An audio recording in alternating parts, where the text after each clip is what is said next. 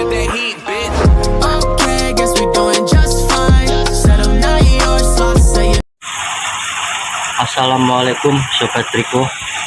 Ini kita coba tes jalur HCS independen ya kawan.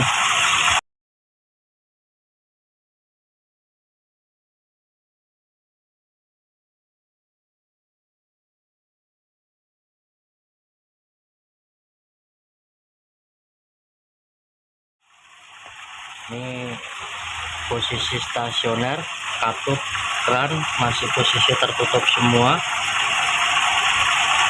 Ini kita coba buka. Ini kondisinya mesin belum jalan ya. Ini coba kita buka jalur uap pertamax turbonya. Nah ini RPM nya sepertinya naik, ini ada kenaikan RPM, lebih halus, suara mesin lebih halus, lebih stabil getarannya.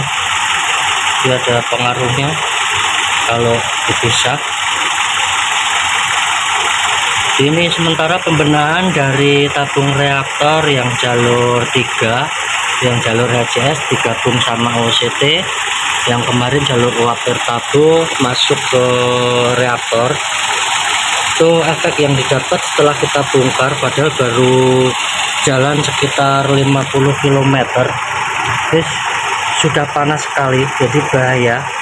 Ini jalurnya yang plastik, kalau pakai tabung plastik ini bahaya, tidak direkomendasikan untuk menggunakan jalur plastik ya, atau tabung plastik ya. Ini bahaya kalau masuk ke reaktor, karena ini sudah melengkung, sudah meleot di dalam sini ternyata, karena panas sekali. Jadi ini dan kemarin waktu digabung jadi satu, itu kran ini tidak fungsi.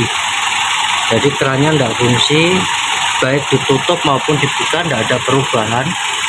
Nah ini kita buka jalur independen, di sini kita bukakan baut di sini, terus kita kasih nebel, kita perpanjang.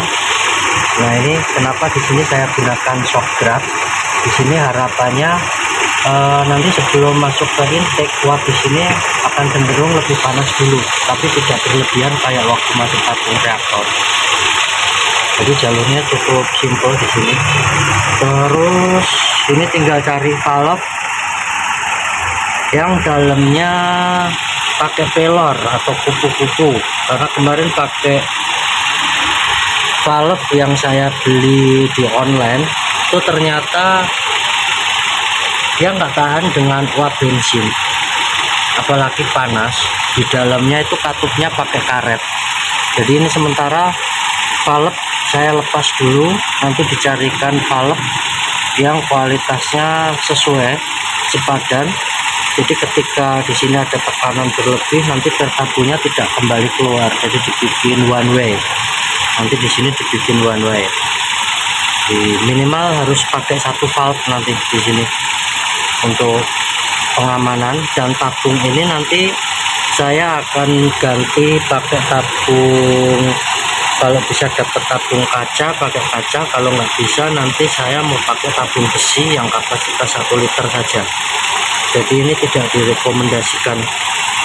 Kalau dipakai untuk independen sih masih memungkinkan, cuman saya rasa kurang safety ya. Tapi kalau dipakai untuk kombinasi antara jalur OCT yang masuk ke reaktor, saya rasa tidak direkomendasikan. Ini setelannya ketemu di sekian untuk wattnya. Mesin cenderung lebih langsam, lebih stabil. Oke kawan, ini saya berada di kabin. Ini posisi kran dari pertabonya off, kita tutup.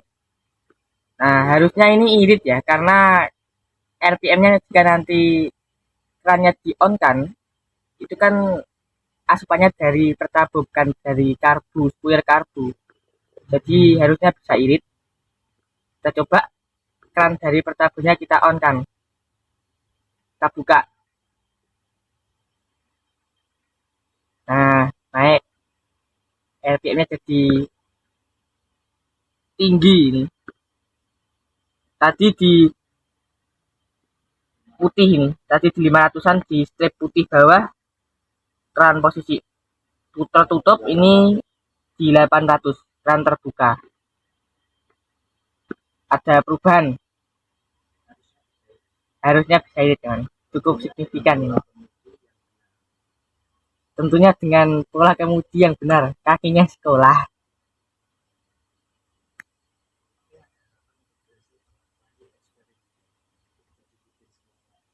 Oke, ada harapan untuk berhasil kawan. Lanjut untuk bereksperimen lagi. Besok kita cek ulang, kita rapikan, kita pastikan semua aman, fasilitasnya prasarana aman. Sembari nyari valve, kita setting ulang.